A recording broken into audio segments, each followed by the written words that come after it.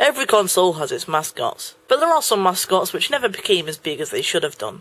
One of these is Rayman. I grew up playing a lot of Rayman games, and I seem to have some games that not a lot of people know about. I own 3 versions of Rayman 2, 2 copies of it on PS1, and I even followed him through the Rayman Raving Rabbids games, where he faded into oblivion and the Rabbids were the stars. It was a sad time to be a Rayman fan, but in 2011, Rayman Origins was released, aiming to take the series back to its roots.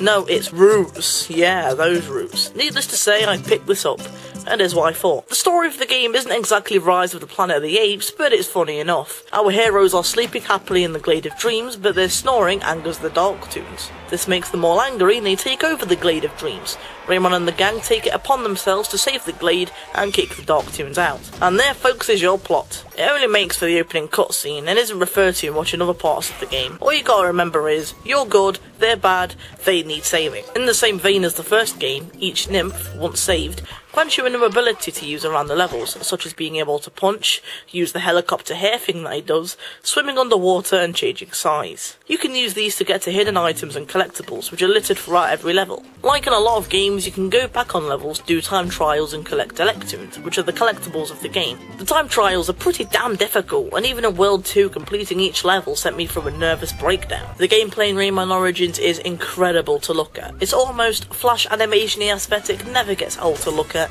and the animations are very smooth and consistent. This goes hand in hand with the art style, which also looks incredible to just stare at. Some parts of the game encourage traversing platforms really quickly, and seeing all those awesome graphics and backgrounds fly past you is really nice, and it really makes it one of the best looking games I've ever played. The enemies from the first game also make a return as well, updated in this new art style. And it's times like this that the game really makes me smile, because the game really was intended for hardcore gamers that played the original first. Playing through the game and being all like, oh hey, him, I recognise him, oh that guy, yeah, oh the Electoons is like exactly the same, yeah, it's that guy's hat, oh my god, the picture thing, awesome. It just really makes the game more sentimental, and it's nice to see they haven't forgotten the classics. The music also fits the personality of the game to a T, ranging from banjo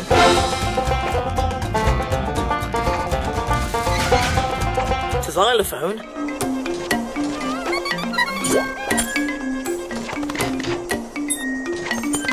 to jazz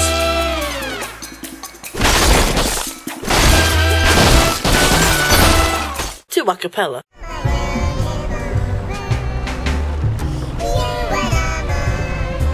There's a huge variety of music throughout the game, and you can't not smile when you're playing to music like that. But I'm sad to say, there is one big problem I have with the game, and this lies within the characters themselves. The personalities of the characters seem to be completely stripped from them.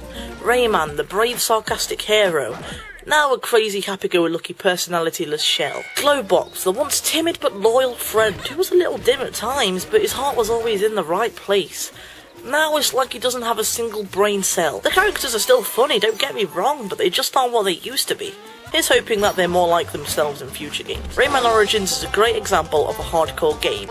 I don't care what you say, yes it has a childish sense of humour and art style, but don't be fooled, this game never panders to you, no matter how many times you die, or no matter how hard it gets. Rayman Origins is a difficult game, and while you will shout at your TV many times in frustration, the distinct personality of the game will always keep you coming back. Rayman Origins is an awesome game, and it does the Rayman franchise proud. Thanks for watching.